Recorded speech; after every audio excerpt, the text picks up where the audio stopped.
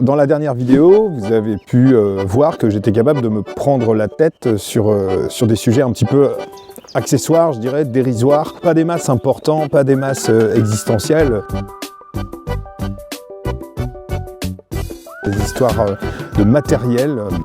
Du coup, l'histoire, elle était même pas terminée, puisque suite à la vidéo, je suis allé à la boutique pour effectuer l'échange et j'étais sur le point de récupérer la boîte et je sais pas par quel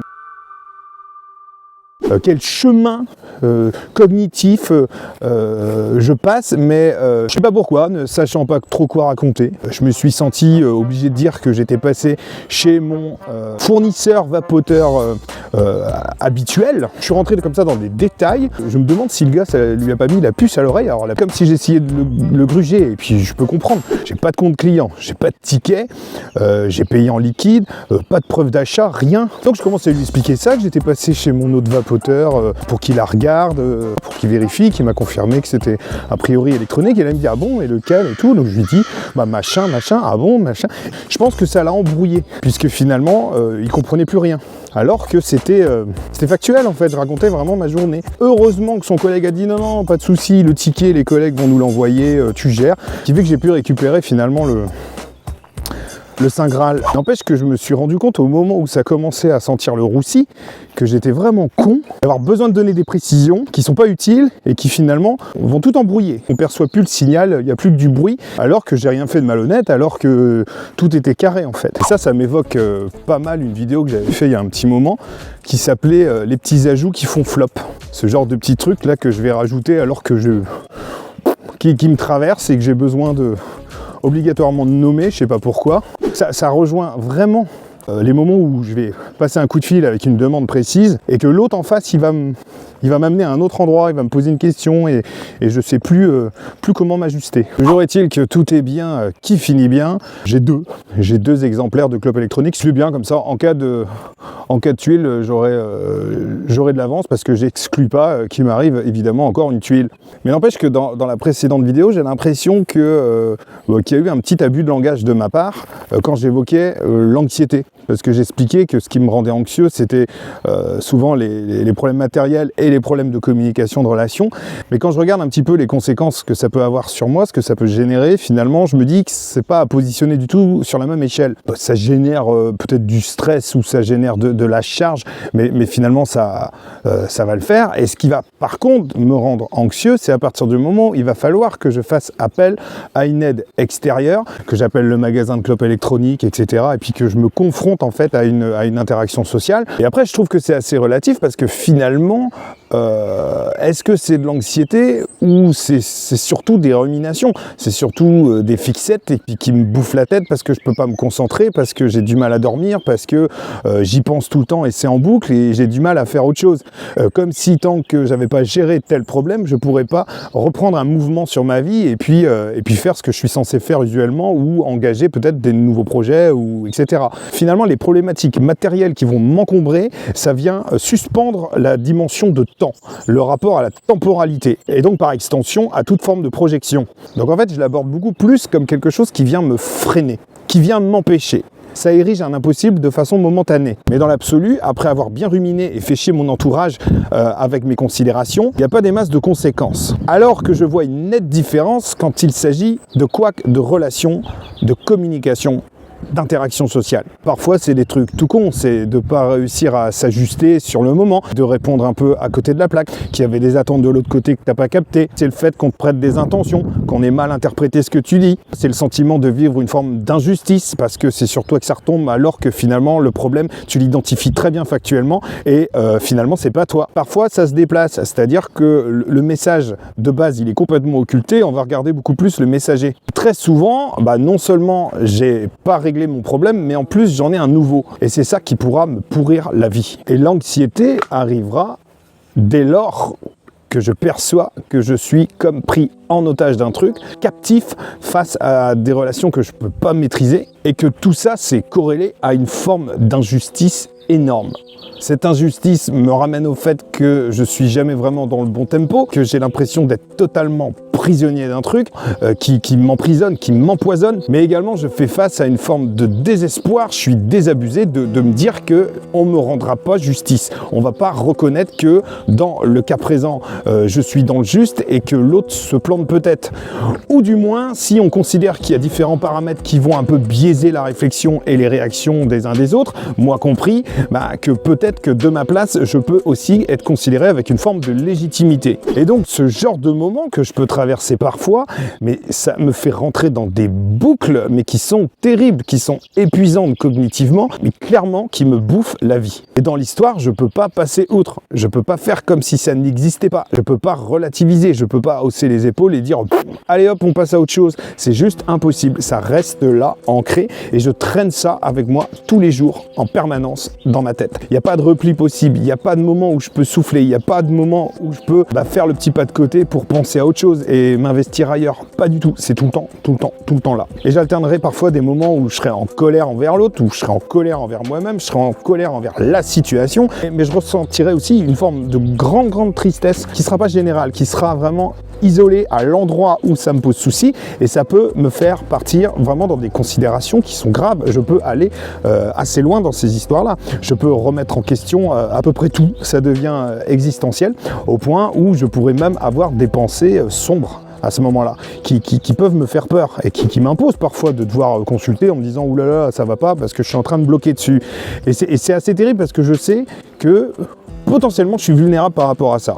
Quand je vis des situations d'injustice, quand je vis des couacs de relations, que finalement ça va me faire ruminer et que ça va déboucher sur une forte anxiété parce que je ne supporte pas d'être finalement dans une situation un petit peu problématique avec des gens dont je ne maîtrise pas le fonctionnement, contrairement à une machine, après tout, elle peut dysfonctionner, mais on peut la réparer, on peut la changer, on peut identifier le problème. Chez les gens, c'est beaucoup plus compliqué, je trouve, y compris chez moi, et ça, je ne l'exclus pas. Au-dessus de ma tête, à ce moment-là, il y aura une espèce de gros spectre dépressif, et ce ne sera pas globalisant dans le sens où ça va se répandre partout, dans tous les domaines de la vie. Mais par contre, ce sera envahissant parce que ça me prend tellement de place dans la tête que ça m'empêchera finalement de faire ce que je suis censé faire d'habitude. Si bien qu'il y aura des conséquences sur les différents endroits de ma vie, et pas parce que je serai dans le même état d'esprit, mais parce que cet état d'esprit-là, à cet endroit, prendra toute la place. C'est dans ces moments-là où je ne rationalise plus, ce qui implique que j'irai manquer cruellement de recul. Et dans ce genre de cas de figure, je fais face à la douloureuse expérience de ne pouvoir agir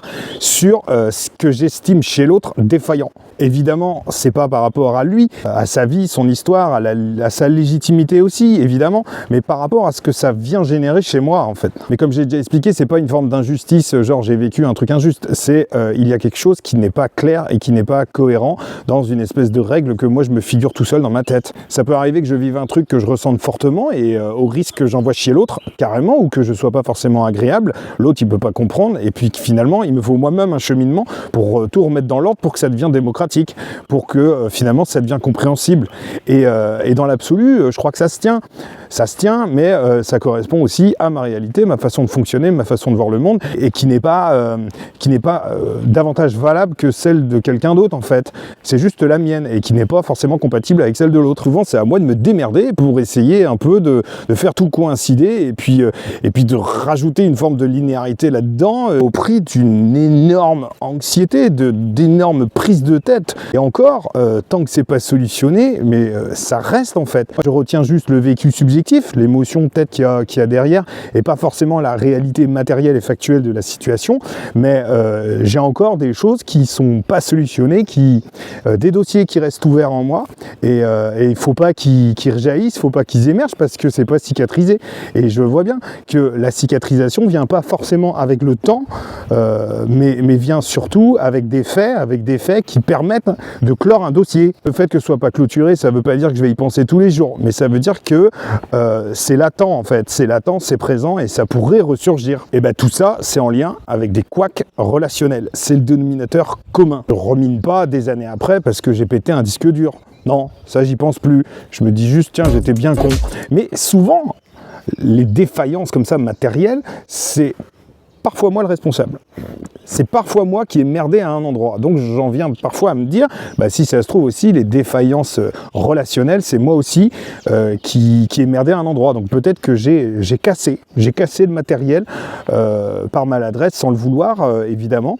Mais je suis probablement aussi responsable. Et donc quand je vois l'effet que ça me fait, je vois aussi qu'il y a quand même une grosse différence entre les ruminations pour des raisons matérielles et les ruminations pour des raisons interactionnelles. Je peux donc pas forcément me positionner ça sur le même curseur, sur la même échelle, mais je pense que le fond est plus ou moins le même. C'est juste que les expressions sont différentes parce qu'à un endroit où je vais peut-être beaucoup plus focaliser, où je serai beaucoup plus sensible, à savoir la communication et les relations, il y a une espèce d'amplificateur en fait, qui fait que ça peut partir vraiment plus en cacahuète. Et donc j'essaierai de trouver des solutions au fur et à mesure. Alors certaines fonctionnent, certaines ont fait leurs preuves, alors du coup j'essaye de les remettre en application.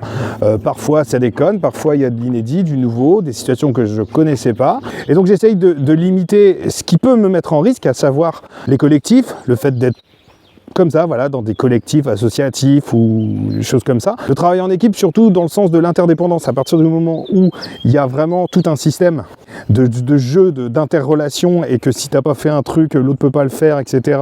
Ou voilà, c'est là que ça devient dangereux pour moi, parce que je sais que l'autre me filera ses propres pressions, et qui sont pas les miennes à la base. Mais je sais que je vais les récupérer. Et je sais aussi que la posture proactive que je peux avoir d'aller parfois au devant de la demande de l'autre, c'est-à-dire que j'ai envie de faire plaisir, j'ai envie d'être aimé ou je sais pas quoi, et donc du coup je vais avoir tendance à proposer l'aide avant même que l'idée vienne dans la tête de l'autre, ça c'est un risque. Et donc il faut que je limite ça. Et c'est en ce sens-là que je disais l'autre fois que mes capacités d'adaptation ne relèvent pas forcément d'une compétence que j'ai, ou du moins c'est une compétence corollaire que je peux avoir du simple fait de ne pas oser dire non et d'être peut-être un peu trop gentil parfois. Je vois aussi que j'ai une tendance naturelle à aller vers ça, et que je ne peux pas reprocher à l'autre de fonctionner d'une certaine manière avec moi, puisque c'est moi en fait qui ai déroulé le tapis, même en faisant le tri, même en écrémant, en se délestant, en attaquant même au scalpel pour enlever un peu la couche qui dépasse et puis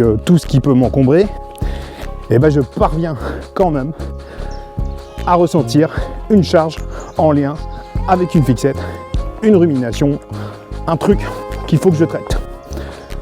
Je pense que c'est pareil pour tout le monde, c'est-à-dire qu'on a tous en tête des trucs qu'il faut qu'on fasse, mais je pense que chez moi, et peut-être que c'était ça je sais pas, ça prendra toute la place. Et comme j'ai l'impression d'emporter ce fardeau dans mes bagages partout où je vais, malgré mes ajustements, malgré mes tentatives de solution, je ne peux que déduire que cela fait partie de mon fonctionnement. Et probablement, alors que parfois c'est vraiment chiant, que cela concourt à mon équilibre.